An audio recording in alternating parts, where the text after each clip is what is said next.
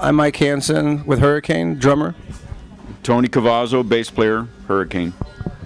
Here, you Oh, we hold it? Okay. Will it work like this? We're back at the NAMM Metal Jam. I know the whiskey got Yeah. me some memories. Oh yeah, I mean, from Gazzari's to the rock. I can't tell you how many times I've been in this room, sitting in this actual seat right here, playing on the stage downstairs. It's probably well over 100 times in my life, I'd say, easily. Yeah. And you know, a lot of people come in from out of town and they've never been here before, and they expect a lot more than what it really is. Of course. You know? They expect But a this forum. place is Exactly. like it's a landmark. It really Yeah. is. 50 years it's a old. rock and roll landmark. You know, 50 years old this month. anybody would want We're to play here celebrating just because 50 of years that. of rock, half a century of rock Yeah. in this place. It's almost as old as you. In this building, in the Rock and Roll Hall of Fame. It is. Yeah. It's the only venue. in the rock and roll. Right. The whiskey. Yeah. You can imagine growing up and the Led Zeppelins and AC/DC. Yeah. and Jim Judas Morrison. Priest and Yeah. and the Doors, All the Yeah. great bands Van played here. Halens and- Yeah, everybody. Everybody rocked. They all played here. Oh, yeah. Even we played here. Yeah. I played here. Well, take this back, man. How did Hurricane get together? Well, Hurricane got together when Rob Sarzo and me, Kevin Dubrow from Quiet Riot introduced me because I was playing with Kevin Dubrow in his band called Dubrow back in those days. And he introduced me to Robert one time, and me and Robert hit it off really well. And we decided to get together and start writing material, and we decided to put Hurricane together. And at that same time, Rudy, his brother, older brother Rudy, wanted to come back to Quiet Riot, and he did. And I knew that for me it was only a temporary gig.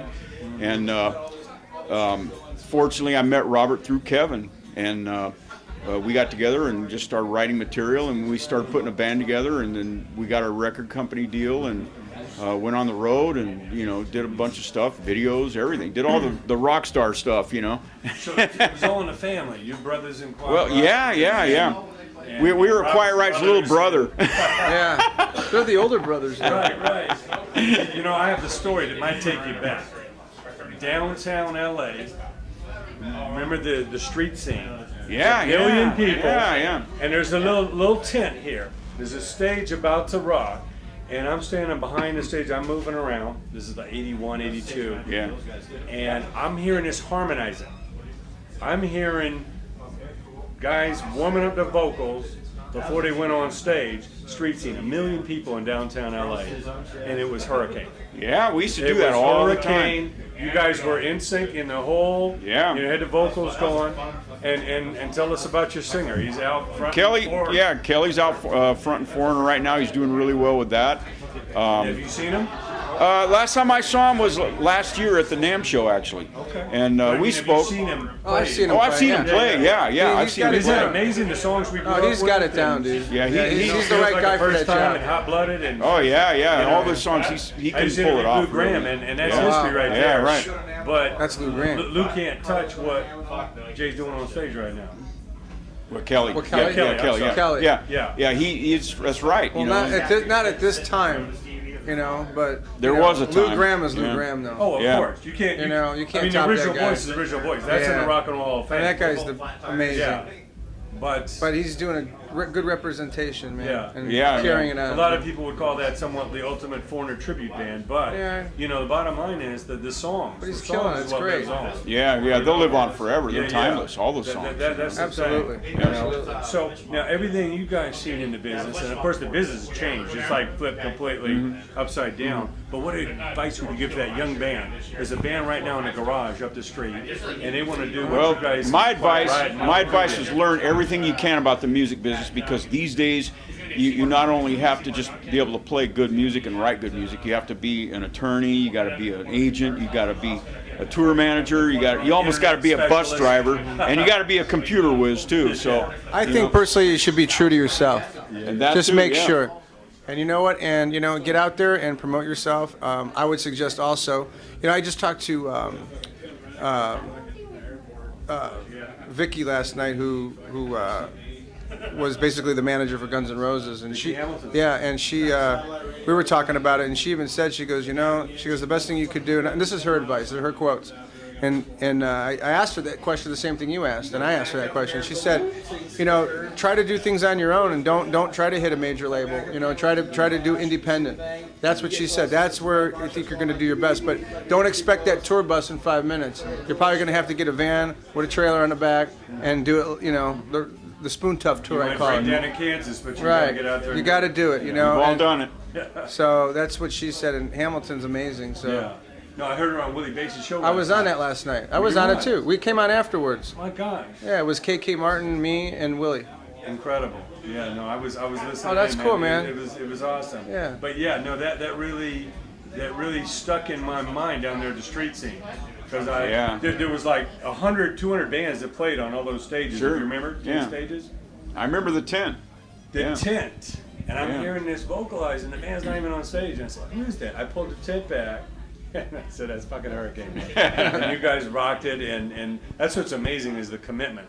To give Yeah, them a show. yeah. You know, a lot of the kids today, they want to push a button and think they know an instrument or learn a language overnight, or you know what I mean? Right. It takes the dedication. Didn't spend the time on their instruments. Yeah. Yeah, it doesn't happen overnight. You No. have to really work And- hard at it and dedicate yourself to coming it. up with those songs that people remember forever difficult. You know, you saw it happen with with your brother and Yeah, Quiet Riot. yeah, They, yeah. they were lucky enough, in those days of MTV. You know, what was that like for you guys to come up through the Van Halens? I know you guys were from Pasadena and all that. And Yeah, that area. we lived there. I was in the band Snow with Carlos, and we used to always play this place. Hear the Whiskey and the Starwood. The Troubadour. All the main places where all the bands played back in those days, and we diligently tried to get a record deal. And at that point in music history, the record companies weren't signing any heavy metal acts. It was all the new wave stuff, which was really happening in the early '80s. It was really happening, maybe some punk bands and Knack stuff like and the that. Motels Yeah, and, yeah, all which that. is all great stuff. But I just wish that somebody would have had a little foresight, because there's so many great heavy metal bands that were back in those days. Watch it. That You're doing something. that's, Something's leaking. that's it's leaking right there. Yeah, the table's peeing. Yeah. Look at that. Don't lean on it. must be this right here. Oh, it's the water. Yeah. Push that back. Another memory I have is about '81, and the Berwyn complex where Van Halen had their management on top. They were on top of it all, man, with fair warning. Yeah, and yeah. Never down at that point. You had a manager. Somebody had a Yeah, office Stuart in the White. back. Yeah, it was our manager at the time. Office Stuart in the White. back. And I he remember had his meeting with office him, there, and it yeah. was all about snow. Yeah, yeah. And a little bungalow. He was in the back. dedicated. He was totally Yeah, dedicated yeah. to the band. Yeah. And back to what I was talking about. Back in those days, there was so many great heavy metal bands that didn't really get an opportunity to be heard. The original Quiet Riot. Yeah, Randy yeah, Rhoads, they yeah. couldn't get a deal. Yeah, it's only up Imagine until that. now where there's a movie coming out, this Bob Naldanian movie coming out. It's the Pioneers of Heavy Metal, and it's about the LA street scene back in those days, and Snow and Max Havoc and Quiet Riot and some of the early bands like A La Carte, all these bands like that. They're in the film. From the Starwood. Yeah, it's from the Starwood days, and there's early footage of all those bands, and some of their music is being played, and it's all great music, and people need to hear that. They really do. They really need to hear that, and thankfully Bob Naldanian had the foresight to look all these old bands up and get all the information and some of their music and produce this incredible film that's coming out. What's the name of it? It's called the Pioneers of Metal. That's what it's called. And the first there's So he's got a lot of archival footage. yeah. The first it comes in three segments, and the first segment is the LA scene. Where a lot of the heavy metal originated from. 70s. Yeah, and those bands that never got heard. It's unfortunate, because nobody in the record companies had the foresight to really, look into those bands. They were all into the new wave stuff, which was great. But if they'd signed a couple of those bands, Right. some You of those see bands would have what came out. lasted, Yeah. I mean, to think that a band like Van Halen came out of there, Yeah. but they didn't think it could happen otherwise. It's so Well, that was the crazy. only band that had a deal back in those days, a heavy No, metal I band. remember before Pyromania came out and Yeah. this was all over Yeah. the radio, they acted like this was underground, like none of this music was going to sell. And then we see later, Yeah, I know. 40 Still. years later, Young still kids wanna want to hear do it.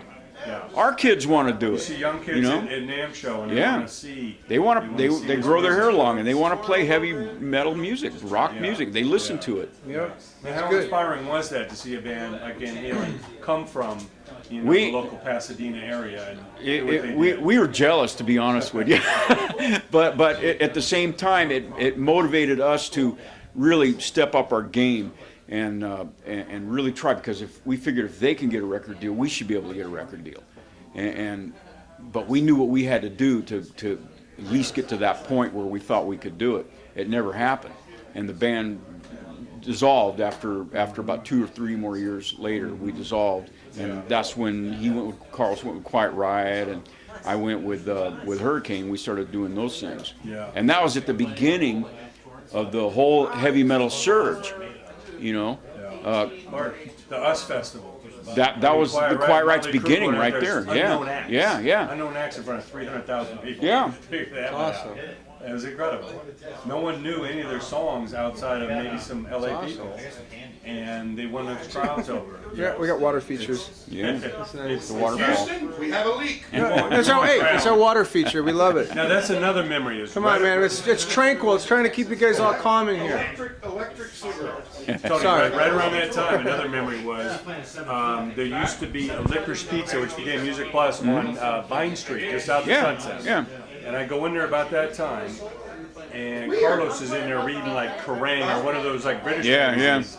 And a band like Ozzy Osbourne and Randy Rhoads, they were idolized over in Oh yeah, in Europe, in over Germany, in the places UK. like that. Yeah, They were yeah. godlike already. Yeah. In America, Ozzy was kind of still that has-been and got kicked out of Black Sabbath. Yeah. And next thing I knew, a couple months later, I heard that Carlos had joined, Kevin. Yeah, yeah. And I guess Randy gave him the blessing to use the name or something. And Well, yeah, a whole new that's era what of happened, Quiet Riot. and from what I understand, Randy was going to come back to Quiet Riot at some point, Travel guitar. and it never happened, unfortunately, as you well know. Yeah. Rudy was going to come back, and that's when I said earlier that when I was playing with Kevin, Carlos, and Frankie, that was the same Quiet Riot, except for me playing bass instead. Same band, except for different name. It was called Dubrow back in those days. Yeah. And I knew then it was going to be a temporary gig, and even Carlos thought that it was going to be a temporary gig. He never realized that it was going to end up being what happened, and him going on and with Quiet Riot. Me and him were already talking about putting another band together. After Snow dissolved. Now I remember seeing Dubrow on this very stage, and Kevin was rocking that stage with the mic stand like Yeah. it was a damn forum. Yeah. Kevin was There's such a lot of great mixed things front. said about Yeah. Kevin, but what can you say about Kevin Dubrow? Kevin was a total pro. He loved what he did. One of them travel guitars with the He was always treated me with a lot of respect and dignity, and he was always really nice to me. He gave me his couch to sleep on when I had no place to live, and because I was playing in his band. He took care of his bandmates. He really did. And it's unfortunate that what happened to him happened. And the world has lost an incredible front man, and who knows where Quiet Riot would be if he was still around. Quiet Riot is still out touring and all that stuff, and bless their hearts, let them go. He's keeping it alive. Yeah. I got Jizzy But it singing. would have been so, if Kevin was still there, you can imagine they'd be really on top of it right now. Yeah. No, I remember when they Yeah. were in the Forum. They were Yeah. in Metal Hell, selling out the Forum. And we're just celebrating the Forum being revitalized. Yeah. How important is that? 'Cause they were gonna tear it down. California. They were going to tear it down, Yeah, actually. it was going to be a strip They mall or couldn't something. fund it. Yeah, they were going to fund it. They ended up funding it, so that's awesome that they I like revamped it. the record on the Oh, top, yeah. the Eagles. Eagles, yeah. That's great. I mean, they revitalized. They put all the acoustics Yeah, inside. yeah. That place was Beautiful bad. It was dressing terrible room. before. I mean, back in the day, that's where Zeppelin played. Yeah. That's where all the huge. I saw Rush there. I saw Queen there. Oh, man. Yeah. Yeah. Now, what are some of your favorite memories of the Sunset Strip here? Well, I was a late bloomer, so I came here in '91 because I was more of a R&B player back in the day. So I played with like Paula Abdul, the Pointer Sisters, Digital Underground, and then when I came out here, Somebody's leaking here. I started playing with all the rap bands and stuff. But I got in Hurricane. I'm not obviously the original. Jay is more the original member, but I've been carrying it for the last 3 years. I've been playing in Hurricane. But before that, I was with George Lynch. and I played with George, and then before that, Steve Vai.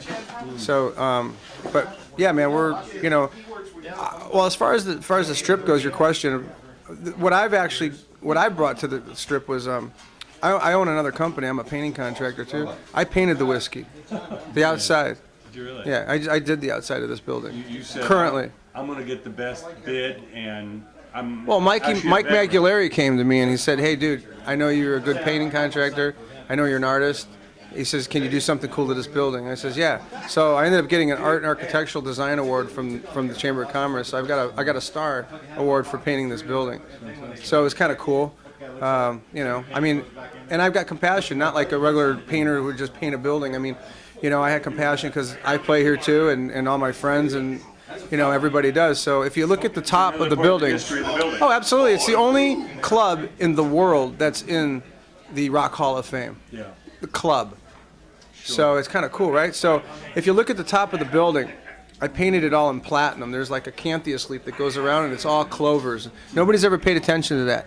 So I went up there. It took me a week to hand paint all the details on that whole upper part of that building, and I did it in platinum silver. And the reason why I did it in platinum was to represent success for everybody that plays here, and that's why I did it in platinum, like Platinum Records. You know what I mean? So that's why I did it. So there's a little history behind what I did to the A building. little touch that most people wouldn't recognize. No, but it's just there. I'm just putting a flip on your interview a little bit because this is another side of my life, so it's kind of a trip. Well, you can't leave your day job. I mean, Right, music is exactly. a great thing. Exactly, But, exactly. So many people, it's it's a passion in their heart. And you guys, we love that you're bringing Hurricane back, to Yeah. the damn Yeah. jam here and Yeah. keeping it alive. And what's interesting is as thousands of new bands have come out since those great classic Yeah. bands, Yep. so many people are still going back and getting those Van Halen records Sure. out, AC/DC Yeah. records, and Judas Priest, and It's all Led Zeppelin timeless records, music, it really is. Yeah. Yeah, with the Bonzo jam. and Oh yeah, everything, that's keeping gonna be that cool. music alive. Yeah. And they got the Randy Rhoads remembering too, Yeah. and Rudy's playing that What's one. your memories of Randy in town? Well, Randy, I didn't really know him that well personally. I mean, I'd see him at the gigs, and we're always like, "Hey, how's it going?" Acquaintances, but never like a friendship, personal level like you would like a good friend. He was always very soft-spoken, almost shy, and Let his guitar do the talk. but yeah, exactly. But I'll never forget one time when Quiet Riot and Snow played a show here at the Whiskey, as a matter of fact. His amp blew up. Randy's amp blew up, and Carl eloquently lent him his amp to finish their show. And that was really cool. There was no animosity or no jealousy amongst the bands back then. We had a friendly rivalry. That's what it was. And we'd always goof on each other and kid each other and stuff like that. And we enjoyed that. We really did. And I'll never forget some of those days, the Quiet Riot Snow shows, and they were so packed. This place, there was a line of people all the way around the corner, and they'd have to kick everybody out and then let a whole new line of people in and fill it up again. Smell the sweat and perspiration. Yeah. And I mean, that to me, it represents the history of this place, where I went, but it goes way back further than that, so. And what about Gazzari's? What are the memories of Gazzari's? Okay, Bill Gazzari was a good friend of mine. Every time I'd go there, he would say, "Your money's no good in my bar." That's what he'd say. And I'd go upstairs, and hang out, and he'd come up and call the waitress, give him whatever he wants, And I loved Bill for that. He always took care of me. You need to do that. Yeah, he didn't have to, but he liked Hurricane and he liked Snow, and he always remembered, the effort that we'd put in out on our shows, and he really enjoyed that, and we always brought in good crowds for him. He liked that, of course, and so he would repay us by rolling out the red carpet every time we came to Gazzari's. And I saw him maybe about a few days, maybe 3 to 5 days before he passed away, not knowing that he was going to pass away. And I talked to him and wished him well and all that stuff. And then I heard he died, and I was really, really upset about that. Really. He was truly the Godfather. Sure, he was. Yeah. Bill Gazzari, rest in peace. Van Halen was Yeah. probably a house band. Yeah, absolutely. I remember the first time I saw Van Halen was at Gazzari's, and they were playing cover tunes. It's unbelievable. Sabbath Yeah. And Yeah. Queen, everything, We're you know. playing cover songs tonight. Yeah, I know, yeah. Some good ones too. Yeah, They're all originals. yeah. Yeah. So what's the common ground between soul and funk and hip hop and rock and metal? What's the common ground? Well, the common ground. Yeah. The common ground, I would say, I mean, it's swagger. You know, I mean, attitude. I come from, I grew up in Chicago. Actually, I grew up with Mike Angelo there. I used to go see him play when I was a kid. So, and we were buddies, and we grew up in the same neighborhood. It's kind of funny, right? And here now we're playing together tonight. We tried to do. No. He just follows me everywhere I go, man. I don't understand that guy. But anyways. Double necks and all, but I grew up in a blues city, so I basically incorporated. Oh my gosh, dude, it's like it was the biggest, It's I do appreciate Chicago for that, It's a great rock city too, but not like L.A. The Led Zeppelins would be just idolizing everything that came out of Chicago. They're a blues band to begin with. Before that's Led Zeppelin is a blues band, with an edge, like you said, has attitude, right? I grew up playing that first before I did rock, so I put the swagger to the rock, and I think everybody should learn to play the blues first before they jump into the other things, because that's how you get the emotion out of your. Deepest roots Yep, of rock. absolutely. It starts everything. It's the beginning, So. I mean, a lot of people wonder why this club down the street's called House of Blues, but there's a good reason. Absolutely, man. So, we're happy to be here tonight. Robert's not here. He's just got back with Queensryche, so he's doing that, and Andrew's doing the Last in Line thing, and then he's doing that Vegas show now. So, Andrew Freeman, that's who's singing with us now. So, since Kelly's doing his thing, He's doing the Dio thing right now. Yeah, with Vivian Campbell and all the original lineup for the first two records. So we're proud of him. We're proud of Robert going on the road with his brother. LA, they doing any shows out here? Last in Line? They did actually. They did one in Orange County, yeah. And then Queensryche's, Jeff Tate's version too. But I think it's cool that Robert gets to play with Rudy. Yeah. So they're both together, which is really a really neat treat, I think, for people to see. So we miss them, and Started in the basement together, and that's right. but we all love each other. We've already talked about going back out here. In March, we're looking at pulling some local gigs here in Los Angeles for Hurricane. We haven't announced it yet, so you're kind of getting it premature right now. I just talked to Robert yesterday, and we just talked about we got to get a hold of everybody, and everybody's got the green light, so we're just got to sit down and figure it out. But we're going to do some shows here in town. So look forward to that. Yeah, that's going to be a lot of fun. Yep. Totally. That's amazing. So, was it your interest in blues, or what that made funk or hip hop such a natural progression when you did that? I'd say, what did it for me was I was a country player first. I was a country drummer.